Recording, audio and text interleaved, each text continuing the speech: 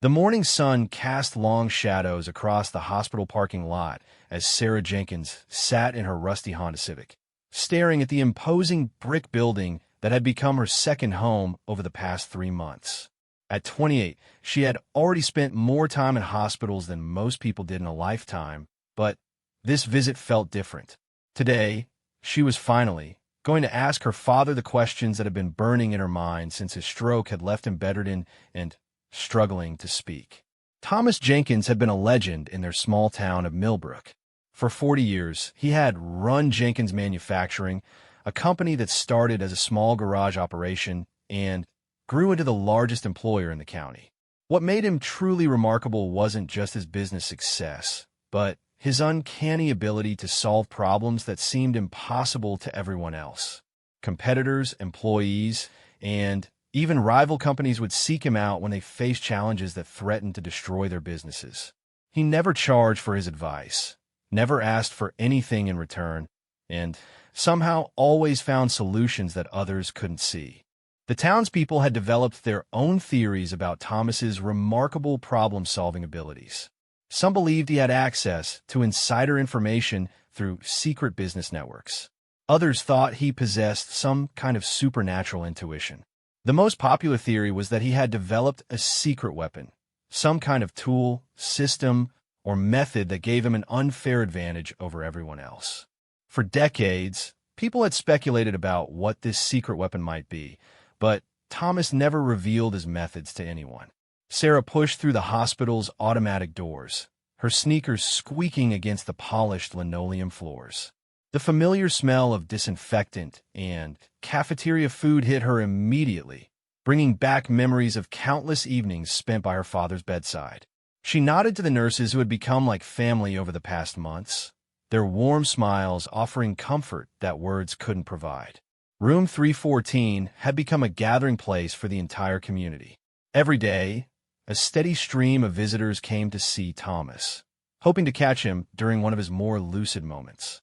Business owners brought their problems, seeking the wisdom that had made him famous.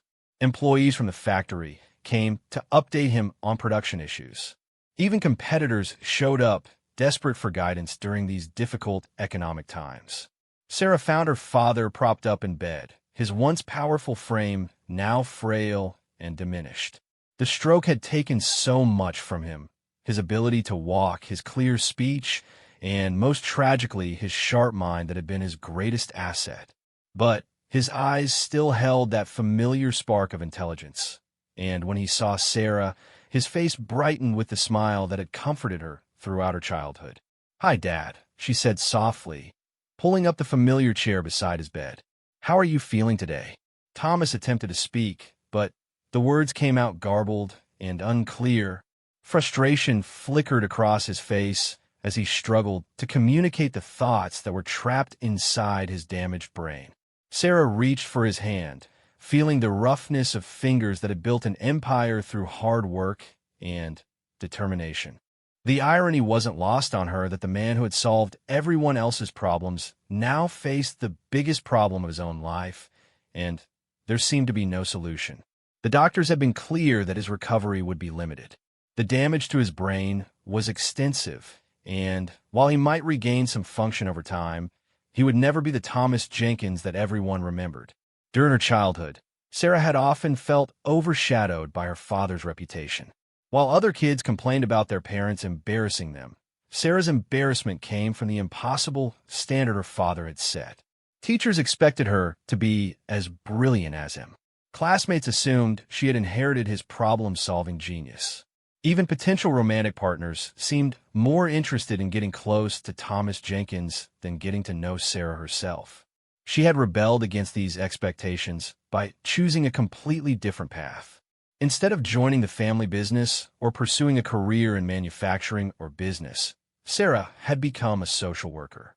She worked with troubled teenagers in the city, helping kids who came from broken homes and difficult circumstances.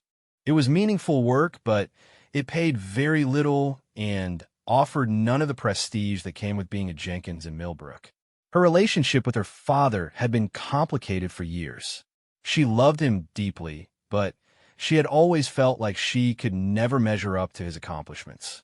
He had never pressured her to join the company or follow in his footsteps, but she sensed his disappointment when she chose social work over business. Their conversations had become increasingly strained over the years, filled with polite questions about her work and careful avoidance of deeper topics. Now, watching him struggle to form simple words, Sarah felt a crushing weight of regret. All those years of maintaining distance, of proving her independence, of refusing to learn about the business that had been his life's work, it all seemed so pointless now. She realized that she had been so focused on not being defined by her father's success that she had never really tried to understand what made him so special. "Dad," she said, leaning closer to his bed, "I know this is hard for you, but I need to ask you something. All these years, people have wondered about your secret. How did you always know how to solve problems that nobody else could figure out? What was your secret weapon?" Thomas's eyes widened slightly, and he attempted to speak. The words that came out were unclear, but Sarah could see the urgency in his expression. He was trying to tell her something important, but the stroke had stolen his ability to communicate effectively. A knock on the door interrupted them, and Sarah turned to see Margaret Wilson, the hospital's head administrator, standing in the doorway. Margaret was a no-nonsense woman in her 50s who had become one of Sarah's closest allies during her father's treatment. "I'm sorry to interrupt," Margaret said, "but there's someone here to see Mr. Jenkins. Actually, there's several people. The usual crowd is gathering in the waiting area." Sarah sighed. The daily parade of visitors seeking Thomas's wisdom had continued even after his stroke, despite the fact that he could barely communicate. People seemed to believe that his problem-solving abilities might somehow transcend his physical limitations, that he might still be able to offer the guidance they desperately needed. "Tell him he's not up for visitors today," Sarah said. "He's having a difficult time, and I think he needs rest." Margaret nodded understandingly, but before she could leave, Thomas made a sound that caught both women's attention. He was pointing toward the door with a shaky finger, his eyes fixed on Margaret with an intensity that suggested he wanted to communicate something specific. "What is it, Dad?" Sarah asked, following his gaze. "Do you want to see the visitors?" Thomas shook his head weakly, then pointed again at Margaret, then at Sarah, then back at Margaret. He was clearly trying to communicate something, but neither woman could understand what he meant. Over the next hour, Sarah watched as her father became increasingly agitated. He kept trying to speak, kept pointing at different things in the room, kept looking at her with an expression that seemed to say she was missing something obvious. It was heartbreaking to see his frustration, to witness the brilliant mind that had solved countless problems struggling with the simple task of communication. As the afternoon wore on, the stream of visitors continued. Robert Martinez, who owned the largest construction company in the county, came seeking advice about a major project that was falling behind schedule.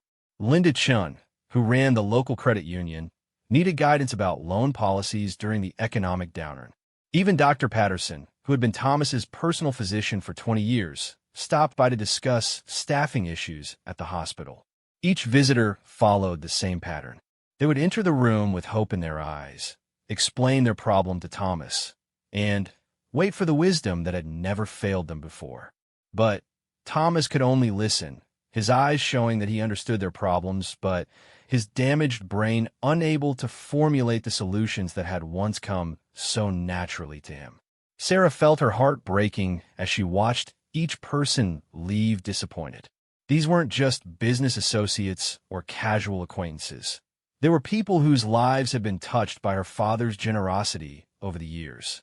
Many of them credited Thomas with saving their businesses, their marriages, or their careers.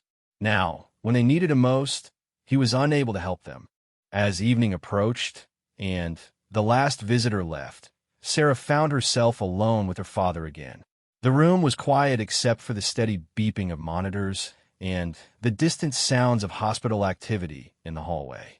Thomas looked exhausted from the day's frustrations, but his eyes still held that urgent expression, as if he was trying to tell her something crucially important.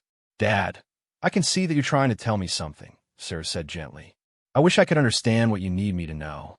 Is it about the business? About your methods for solving problems?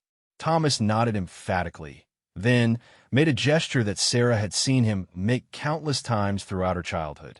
He held up his hands as if he was cradling something precious, then pointed directly at her heart. The gesture was so familiar, so quintessentially him, that it brought tears to her eyes. She remembered him making that same gesture when she was a little girl, whenever she felt scared or overwhelmed. He would hold his hands like that and tell her that everything she needed to solve any problem was already inside her heart. At the time, she had thought it was just something fathers said to make their children feel better. Now, sitting in this sterile hospital room, she wondered if there had been more to it than she had ever realized. "Are you trying to tell me that the answer is in my heart?" she asked, feeling somewhat foolish for putting such weight on a simple gesture. Thomas's face lit up with the first genuine smile she had seen from him in weeks. He nodded repeatedly, tears forming in his eyes as he reached for her hand.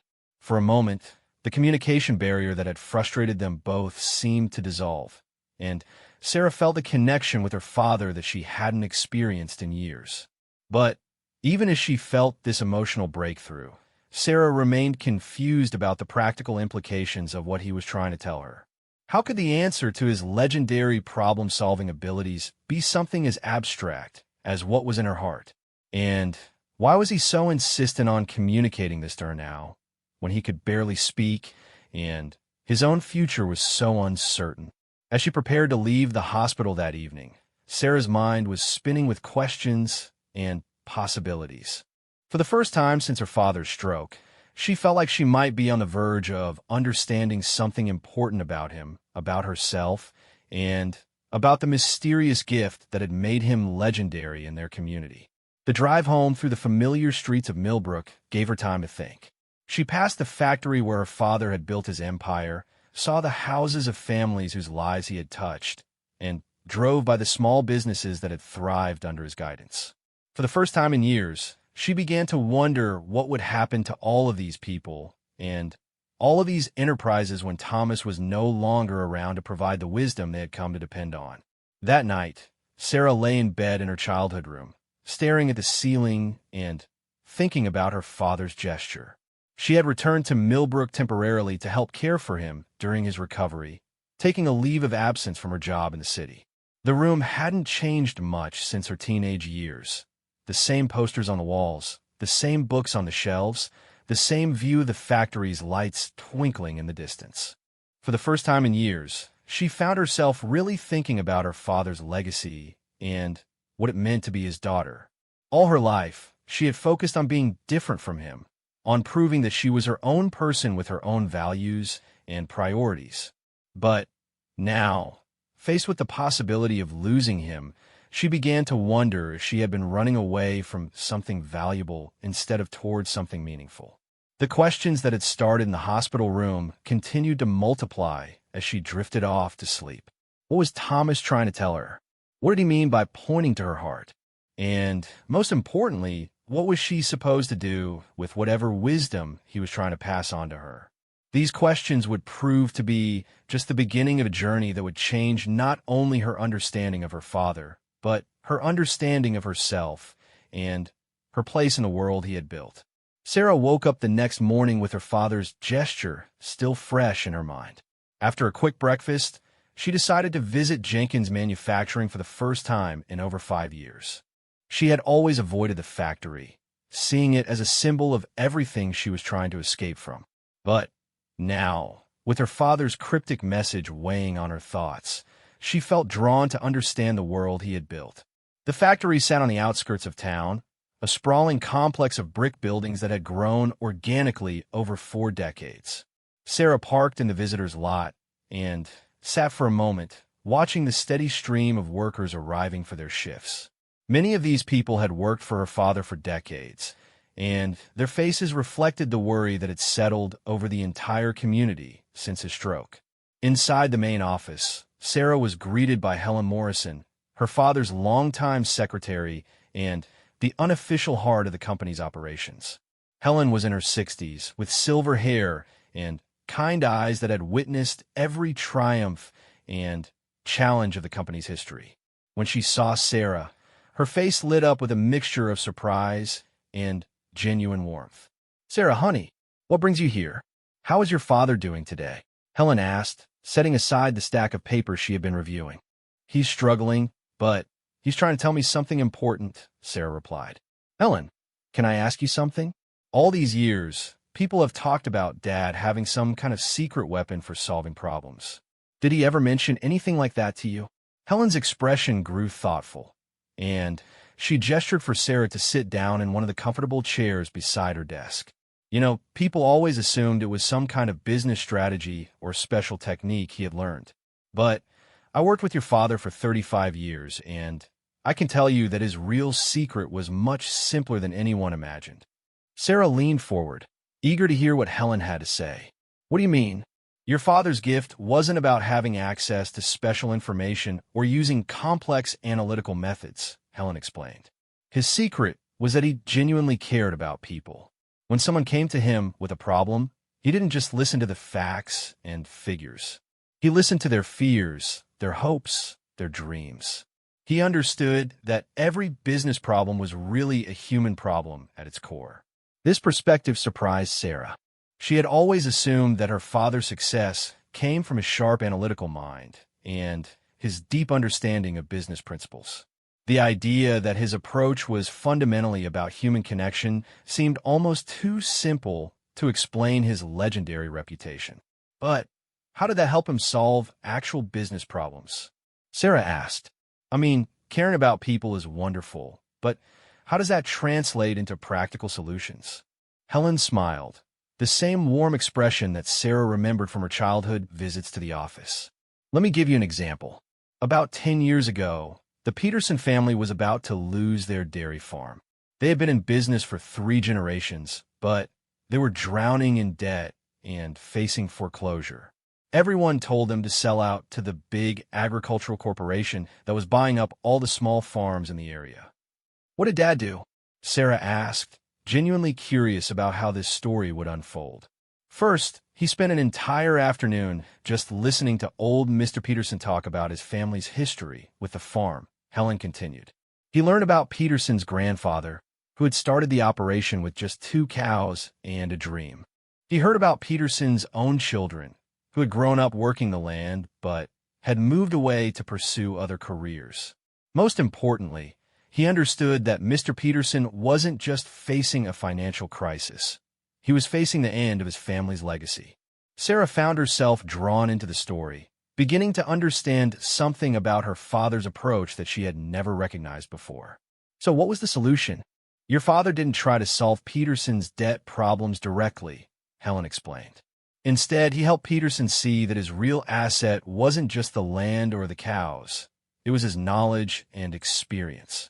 Your father suggested that Peterson transform part of his operation into an educational farm where city families could bring their children to learn about agriculture and rural life." "Did it work?" Sarah asked, though something in Helen's tone suggested she already knew the answer. "Not only did it work, but Peterson's farm became one of the most successful agritourism operations in the state," Helen said with obvious pride. "The educational programs generated enough revenue to pay off the debts, and Peterson's children became so inspired by the success that they moved back home to help expand the operation. Today, it's thriving as a family business again." Sarah sat back in her chair, processing this information. The solution her father had found was creative and effective, but it wasn't based on complex business theory or insider knowledge. It came from understanding what really mattered to the people involved and finding ways to honor their values while solving their practical problems. "That's just one example," Helen continued. "I could tell you dozens of similar stories. When the Hendersons were struggling with their restaurant, your father didn't give them advice about cost-cutting or marketing strategies. He helped them remember why they had fallen in love with cooking in the first place and suggested they transform their establishment into a cooking school. When the Martinez Construction Company was losing contracts to bigger firms, your father didn't tell them to compete on price. He helped them see that their real strength was their reputation for treating clients like family and he suggested they specialize in historic restoration projects where that personal touch was valued. As Helen shared these stories, Sarah began to see a pattern that had been invisible to her throughout her childhood. Her father's legendary problem-solving ability wasn't based on any mysterious technique or secret method. It was based on his unusual capacity for empathy and his gift for helping people see their situations from entirely new perspectives. "Helen," Sarah said slowly, "when Dad was trying to communicate with me yesterday, he pointed to his heart and then to mine. Do you think he was trying to tell me that his secret weapon was about heart, about caring and empathy?" Helen's eyes brightened with understanding. "Oh, honey, that makes perfect sense. Your father always said that the head could analyze problems, but only the heart could find solutions that actually worked for real people. He used to tell me that business schools taught people to think like machines, but what the world really needed was people who could think like humans." This revelation hit Sarah like a thunderbolt. All her life, she had seen her father's business success and her own career in social work as completely different paths. She had chosen to work with troubled teenagers precisely because she wanted to help people rather than focus on profit and productivity. But now she was beginning to understand that her father's approach to business had been fundamentally about helping people all along. "Helen, can I ask you something else?" Sarah said, her mind racing with new possibilities. "Since Dad's stroke, how has the company been handling the problems that people bring here? I know visitors still come every day seeking his advice." Helen's expression grew more serious, and she sighed deeply before answering. "That's been one of our biggest challenges, Sarah. Your father's management team is excellent at handling the day-to-day operations of the factory, but none of them have his gift for solving the kinds of complex human problems that people brought to him. We've tried to help as much as we can, but frankly, most of us feel out of our depth when dealing with these situations." "What kinds of problems are people bringing?" Sarah asked, though she suspected she already knew the answer based on the visitors she had seen at the hospital. "Everything from family business disputes to community planning issues to personal career crises," Helen replied. "Your father had become something like an unofficial counselor for the entire region. People trusted him to see solutions that others missed, and they depended on his guidance for some of the most important decisions of their lives." Sarah felt the weight of this responsibility settling on her shoulders. She was beginning to understand that her father's legacy wasn't just about the successful business he had built. It was about the role he had played as a source of wisdom and guidance for an entire community. And now that role was vacant, leaving dozens of people without the support they had come to depend on. Later that afternoon, Sarah returned to the hospital with a new sense of purpose. She found her father awake and alert, surrounded by the usual collection of get-well cards and flowers that arrived daily from grateful community members. When he saw her, his eyes immediately focused on her face with an intensity that suggested he had been waiting for her return. "Dad, I visited the factory today," she began, pulling up her chair close to his bedside. "Helen told me some stories about how you helped people over the years. I think I'm starting to understand what you were trying to tell me yesterday." Thomas nodded eagerly, his eyes showing a clarity that had been missing for weeks. He reached for her hand with surprising strength, holding it tightly as she continued to speak. "Your secret weapon wasn't a technique or a system or special knowledge," Sarah said. "It was your ability to care about people and to see their problems from their perspective. It was your heart, wasn't it?" Tears began to form in Thomas's eyes as he nodded emphatically. He brought her hand to his chest, then placed it over her own heart, the same gesture he had made the day before, but now with a clarity of meaning that hadn't been there previously. "And you're trying to tell me that I have that same ability," Sarah continued, her own voice becoming emotional as the pieces of the puzzle finally came together. "You think I have your secret weapon because I've been using it all along in my social work, haven't I? Working with troubled kids, finding ways to reach them when everyone else has given up. That's the same skill you used in business." Thomas squeezed her hand tightly, his face showing more animation and joy than she had seen since his stroke. For the first time in months, he seemed to be fully present, fully engaged, fully himself despite his physical limitations. But even as Sarah felt the emotional satisfaction of finally understanding her father's message, she also felt overwhelmed by its implications. If she truly did possess the same abilities that had made him legendary, what was she supposed to do with that knowledge? Her life was in the city, working with teenagers who needed her help. She had never shown any interest in business or manufacturing, and she knew virtually nothing about the practical aspects of running a company. "Dad," she said quietly, "I understand what you're telling me, but I don't know what you want me to do with this information. I'm not a businesswoman.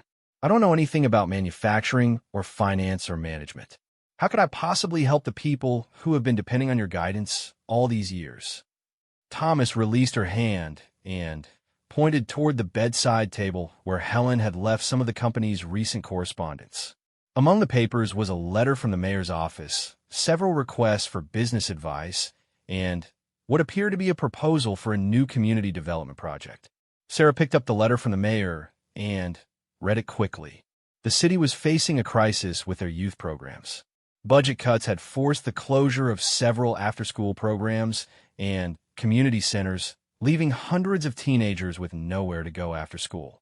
Crime rates were rising, graduation rates were falling, and families were struggling to find safe, productive activities for their children. As she read the letter, Sarah felt a familiar stirring of passion and purpose. This was exactly the kind of problem she had been working on in the city, the kind of challenge that had drawn her to social work in the first place. But this time, instead of working within the constraints of an underfunded government program, she could potentially bring together all the resources of her father's business network and community connections. "Dad," she said, looking up from a letter with growing excitement, "what if we could solve problems like this by combining your business expertise with my understanding of social services? What if your secret weapon could be used to help the community in ways that go beyond just business advice?" Thomas's face lit up with unmistakable pride and excitement. He nodded vigorously, then made a gesture that encompassed the room, the hospital, the town beyond the windows. Sarah understood that he was trying to tell her that the possibilities were limitless, that the combination of business resources and social awareness could address problems that neither approach could solve alone. For the first time since a stroke, Thomas seemed genuinely optimistic about the future. And for the first time in her adult life, Sarah began to see a way to honor both her own values and her father's legacy. The secret weapon that everyone had been looking for wasn't hidden in some vault or locked away in a secret formula. It had been right there all along, waiting for the next generation to recognize its power and learn how to use it. 3 weeks after her revelation at the hospital, Sarah found herself sitting in the conference room at Jenkins Manufacturing, facing a group of 12 community leaders who had gathered in response to her invitation. The room felt intimidatingly formal compared to the informal settings where she usually worked, but the faces around the table were filled with the same desperation and hope she recognized from her years in social services. Mayor Patricia Coleman sat at one end of the table, her usually confident demeanor showing signs of strain as she shuffled through papers documenting the town's growing problems. Beside her sat Chief of Police Marcus Thompson, whose weathered face reflected years of dealing with the consequences of youth without direction or opportunity. Dr. Janet Martinez from the school district had brought charts showing declining graduation rates and increasing behavioral problems. Robert Shin from the Chamber of Commerce had statistics about businesses struggling to find qualified workers. Sarah had spent the previous 3 weeks preparing for this meeting in ways that surprised even herself. Instead of approaching the community's problems through the lens of social services alone, she had been learning to think like her father, looking for connections between seemingly unrelated issues and seeking solutions that could address multiple problems simultaneously. "Thank you all for coming," Sarah began, her voice steady despite her nervousness. "I know you're all dealing with serious challenges in your respective areas, and I believe there might be ways we can work together to address them more effectively than any of us could manage alone." Dr. Martinez spoke first, her voice heavy with frustration. "Sarah, I appreciate your willingness to help, but we've tried collaboration before. The reality is that we need funding, and the state budget cuts have eliminated most of our resources for youth programs. Without money, there's only so much we can do. I understand the funding challenges, Sarah replied, but what if we could create programs that generate their own revenue while also serving the community? What if we could turn some of these problems into opportunities for both young people and local businesses? Chief Thompson leaned forward, his expression skeptical but interested. What do you mean exactly? How do you generate revenue from youth programs? Sarah pulled out a folder of research she had compiled, drawing on both her social work experience and the business insights she had been learning from Helen and other company veterans. Let me share an idea that combines several of your concerns.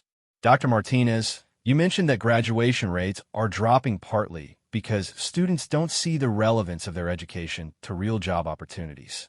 Chief Thompson, you've noted that minor crime rates spike during after-school hours when young people have nothing productive to do. Mr. Chun, your businesses are struggling to find workers with the right skills and work ethic. She paused, making eye contact with each person around the table before continuing. What if we created a youth apprenticeship program that operates as a social enterprise? Students would work part-time in local businesses while completing their education, gaining real skills while earning money. The businesses would get dedicated, trainable workers at reduced cost. The program would generate revenue through contracts with participating companies, making it financially sustainable. Mayor Coleman looked intrigued, but cautious. That sounds promising in theory, Sarah. But who would coordinate such a program? Who would ensure quality control and handle the administrative complexity? And most importantly, would businesses actually participate? Jenkins Manufacturing would serve as the anchor employer and administrative hub, Sarah replied, feeling her confidence grow as she spoke. We have the infrastructure, the community trust, and the business connections necessary to make this work. But more than that, we understand how to create solutions that serve everyone's interests rather than just one group's needs. The room fell silent as the participants absorbed this proposal. Sarah could see wheels turning in their minds, each person considering how this approach might address their specific challenges while contributing to the broader community benefit. Helen Morrison, who had been sitting quietly in the corner taking notes, spoke up for the first time. I've seen how Mr. Jenkins approached problems like this over the years, and Sarah's proposal has all the hallmarks of his thinking. It addresses multiple issues simultaneously, creates value for all participants, and builds on existing strengths rather than trying to fix weaknesses. Dr. Martinez shuffled through her papers, pulling out a demographic report. We currently have over 300 students who are at risk of dropping out, primarily because they can't see how their education connects to their future.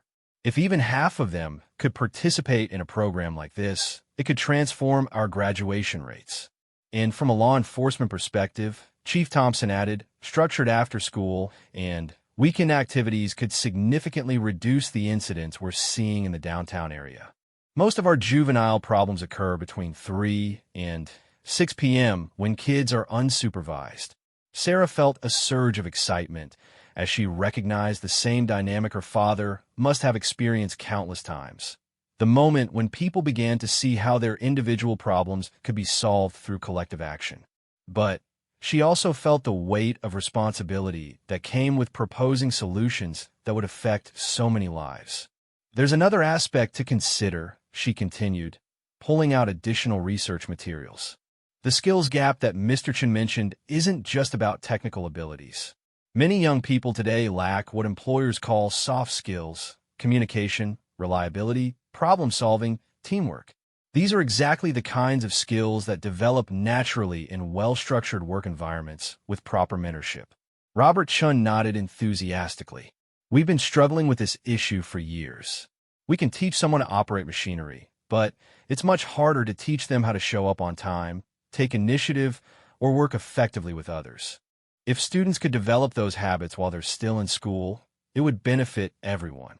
So how would this actually work in practice? Mayor Coleman asked. I can see the theoretical benefits, but I need to understand the implementation details before I can support it politically.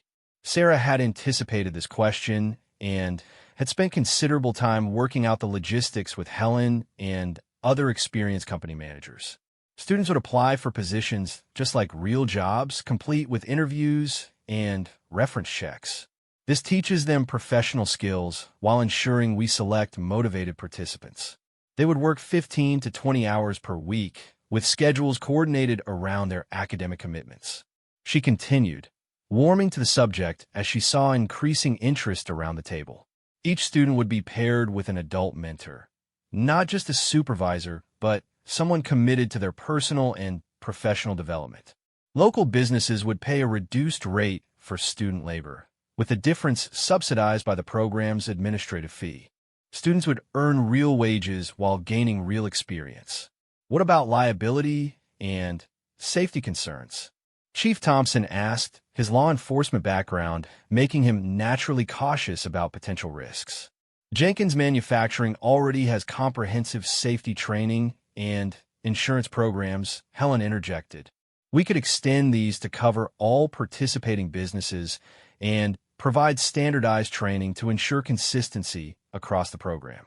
Dr. Martinez was making notes rapidly, her educator's mind clearly engaged with the possibilities. This could also provide a pathway for students who aren't college-bound.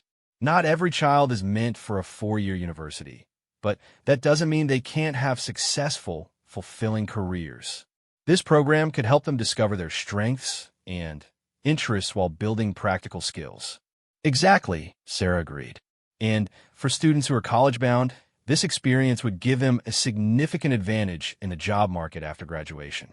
They would enter college or the workforce with real experience, professional references, and a clear understanding of workplace expectations. The conversation continued for another 2 hours, with each participant contributing ideas and raising concerns that needed to be addressed. Sarah found herself drawing on skills she hadn't realized she possessed, facilitating discussion, finding common ground between different perspectives, and helping the group envision solutions to potential problems. As the meeting progressed, she began to understand what Helen had meant about her father's approach to problem-solving. Instead of imposing predetermined solutions, he had helped people discover their own answers by asking the right questions and creating space for collaborative thinking. Sarah found herself doing the same thing instinctively, guiding the conversation toward productive outcomes while allowing each participant to contribute their expertise.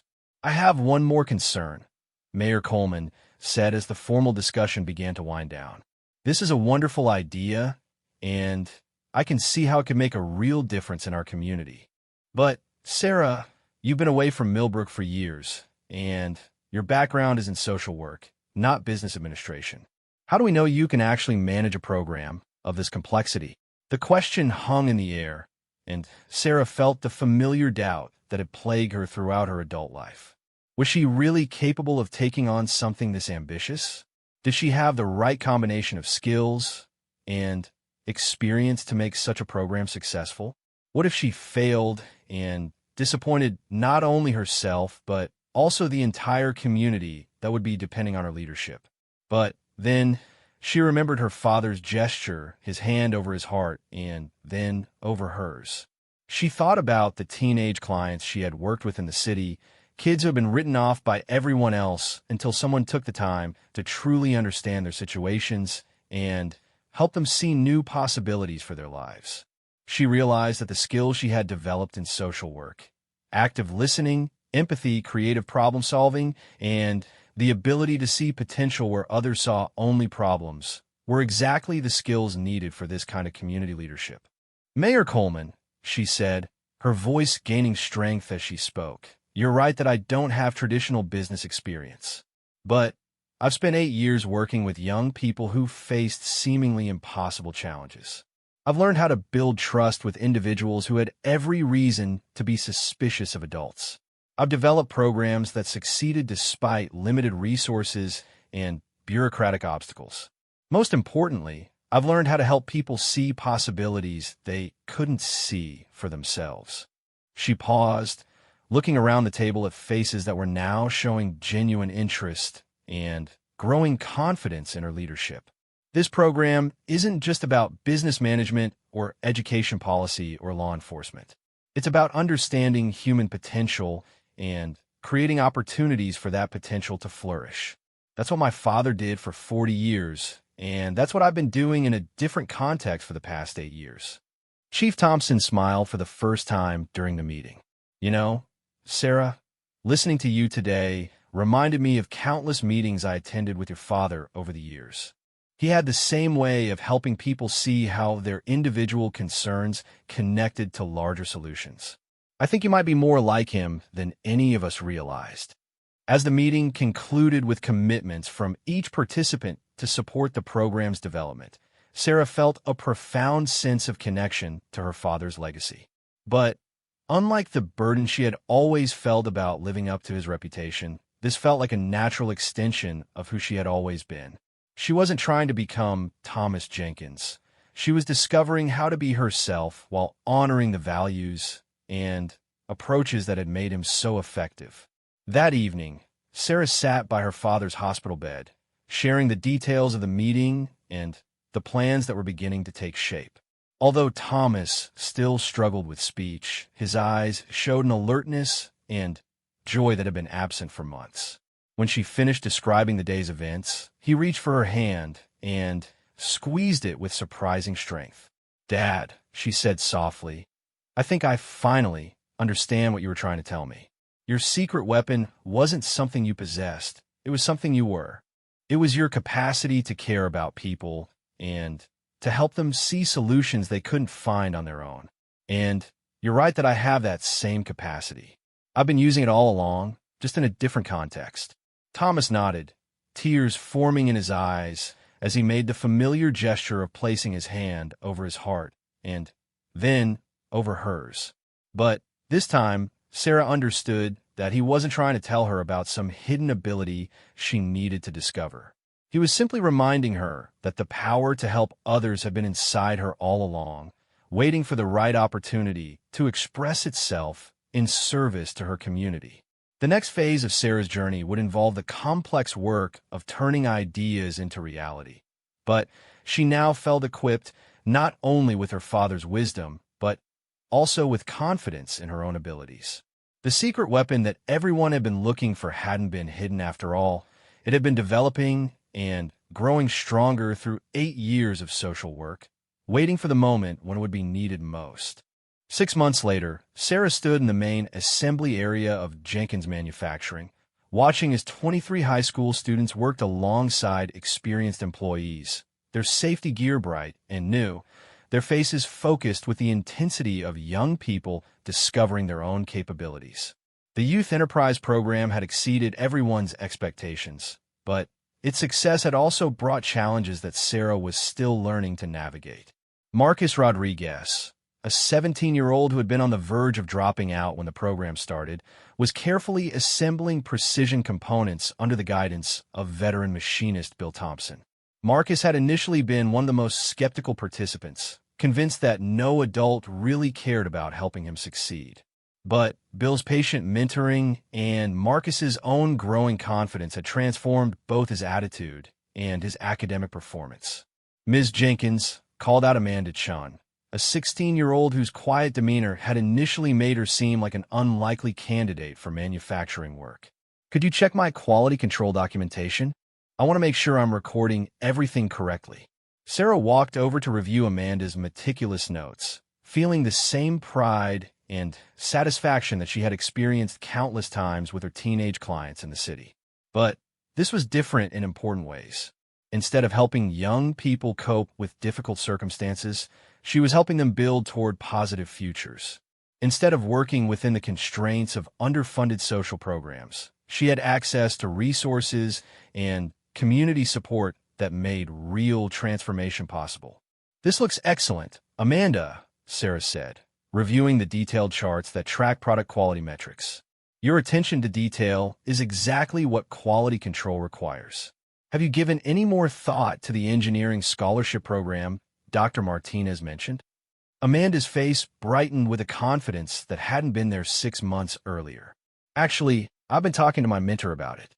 She thinks I should apply to the state university's mechanical engineering program. I never thought I was smart enough for engineering, but working here has shown me that I really understand how things work. This conversation was typical of dozens that Sarah had every week with program participants. Young people who had never imagined themselves as capable of academic or professional success were discovering talents and interests they hadn't known they possessed. More importantly, they were developing the confidence and work ethic that would serve them regardless of which career path they eventually chose. The program's success had attracted attention from neighboring communities, state education officials, and even national organizations focused on youth development. Sarah found herself frequently traveling to share their model with other communities, something that would have terrified her a year earlier, but now felt like a natural extension of her work. But success had also brought complications that her father's stories had never quite prepared her for. Not every participant thrived in the program, and Sarah had learned to make difficult decisions about students who couldn't meet the expectations or whose behavior disrupted the workplace environment. She had also had to navigate complex relationships with competing businesses who felt that Jenkins Manufacturing was gaining an unfair advantage through the program. Most challenging of all had been managing her own transition from social worker to community leader.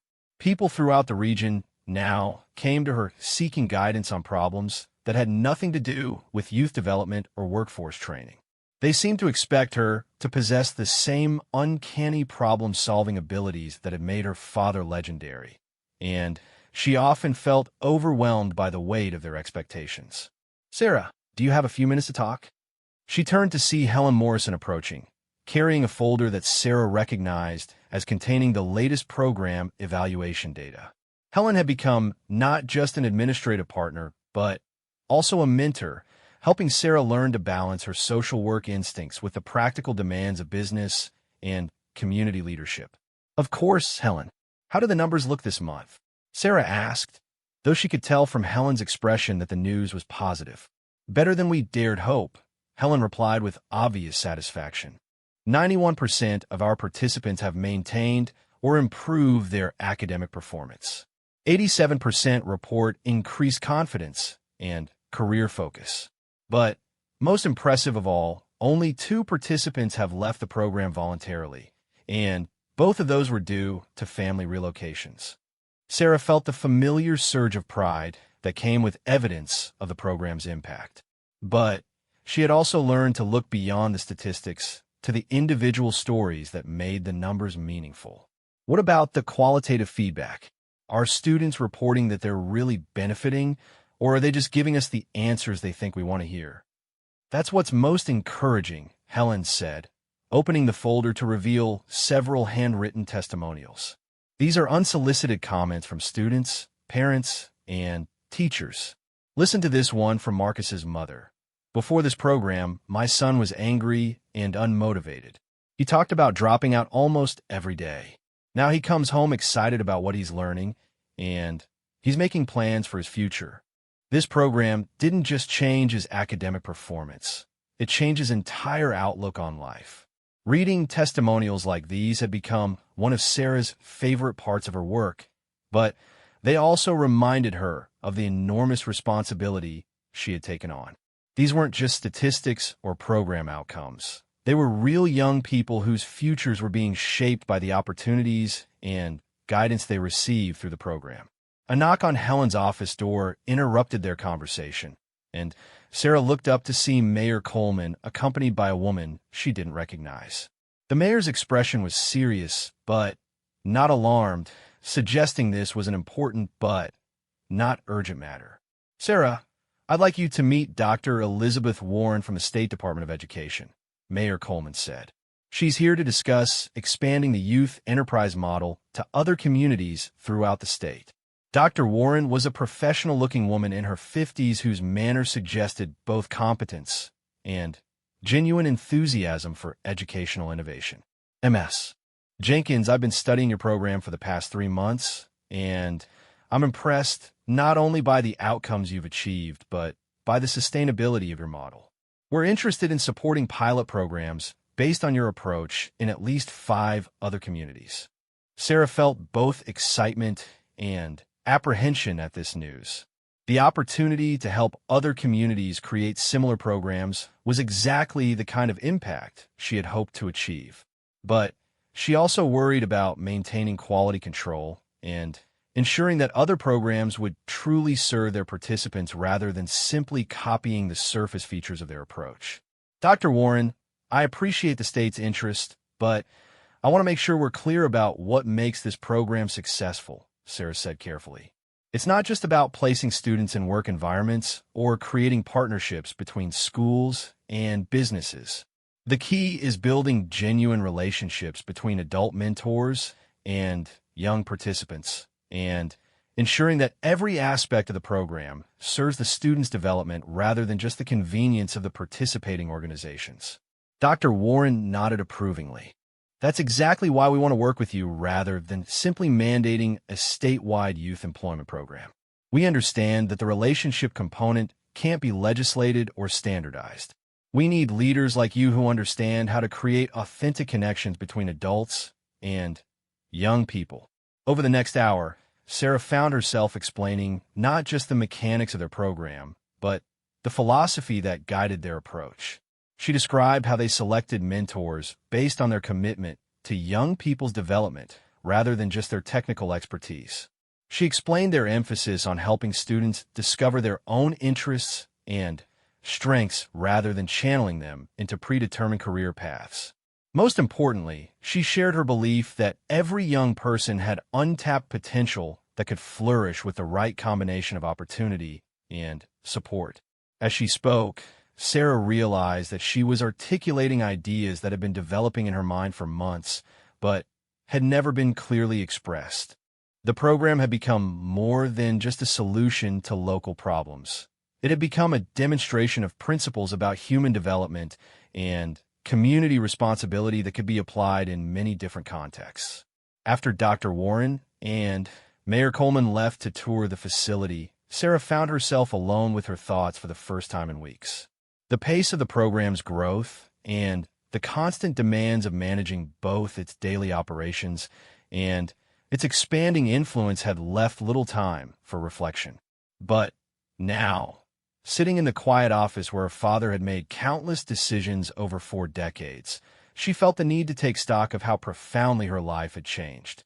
A year ago, she had been a social worker in the city, dedicated to her clients, but frustrated by the limitations of the systems within which she worked. She had seen herself as fundamentally different from her father, proud of choosing service over profit and people over productivity. Now she understood that this had been a false choice based on a misunderstanding of what her father's work had really been about. The business he had built and the community role he had played had never been about personal enrichment or professional recognition. Like her own social work, his career had been about recognizing human potential and creating opportunities for that potential to flourish. The difference wasn't in their values or their fundamental approach. It was in the scope and resources available to make a difference. That evening, Sarah made her daily visit to the hospital, where her father's condition had stabilized, but not significantly improved. He remained largely unable to speak, but his cognitive abilities had recovered enough for him to follow complex conversations and express himself through gestures and facial expressions. Their daily meetings had become precious opportunities for Sarah to share the program's progress and seek his guidance on challenging decisions. "Dad, we had visitors from the state today," she began, settling into the familiar chair beside his bed. "They want to help other communities create programs like ours. It's exciting, but it's also overwhelming.